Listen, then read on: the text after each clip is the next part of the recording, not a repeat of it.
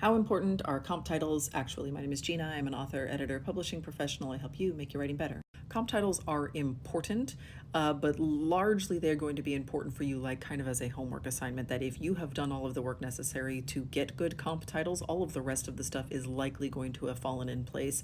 If absolutely everything else about your pitch, your query letter, your plot paragraphs, your author bio, the first pages, the synopsis, if everything else is totally and completely locked in, and you have comp titles that are like a little bit off, it's not going to be the one thing that sinks your ship. However, there are varying degrees of wrongness. So let's start off with the most egregious. If you come in and you are comping to the Bible and Harry Potter simultaneously, that is probably going to be an auto delete and maybe not even a response, even if this agent usually sends form rejections. Because somebody listing those comp titles, and that happens more often than you might think, that is always attached to a query letter that is completely bonkers and not in a good way. It also speaks to delusions of grandeur. It is a big neon sign saying, I'm going to be really difficult to work with. It is also demonstrating that you don't know anything about the market. Like, it is a lot of red flags in just a handful of words, and that's going to be very, very wrong, and that's going to get you nowhere. But then let's look at the fact that you could have comp titles that are wildly inaccurate, and obviously so right from the jump. So let's say that you are pitching something that you are calling a young adult fantasy, but you are comping to the Da Vinci Code and the Divine Secrets of the Yaya Sisterhood. So like, these are huge bestsellers. They are the wrong genre. They're the wrong category. They're the wrong decade. They're the wrong century, right? Like, you're just looking at and being like, none of this is right. An agent is likely going to look at this and they are going to like skim over the rest of the query letter very quickly.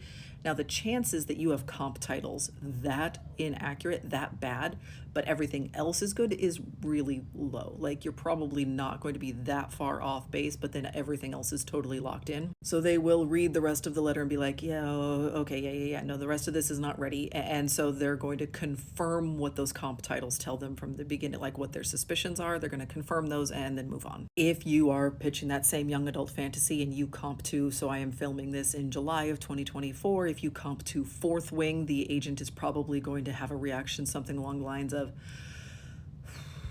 okay, and then they will read with more skepticism than usual, because there are 27 other people in their inbox today who have also comped to Fourth Wing, and so they're going to be like, all right, another one of these. The chances of this one being the one that breaks the mold is pretty low.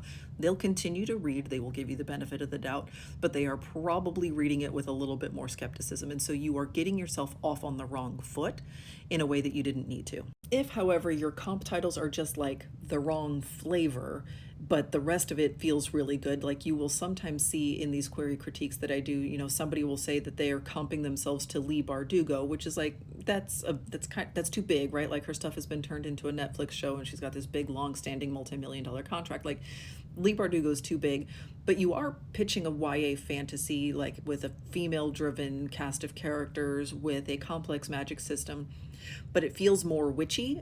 And so like, I will sometimes look at this and be like, this actually reminds me, like, without having read the manuscript, but just the way you're pitching it feels more like Alex Harrow than Leigh Bardugo. But like, you're in the right genre, right? But we just have sort of like, you've got ice cream, it's just the wrong flavor. That's where someone is going to basically give you the benefit of the doubt on those comp titles. But again, the rest of it has to be in good shape. So you can't just be like, comp titles don't matter and none of this matters and I can just slap together whatever I want. No, the query letter still has to be good.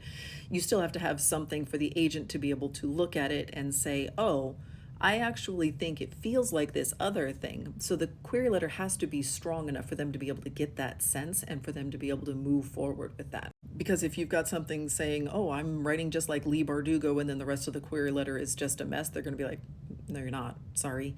This is messy. This isn't polished. This isn't ready to go. So again, the degree of wrongness matters in this question. And then what the rest of the pitch materials look like also matters greatly. So the better and stronger your pitch materials are overall, the more an agent is going to be able to look at slightly off comp titles and be like, yeah, okay, we can work on that. We can fix that.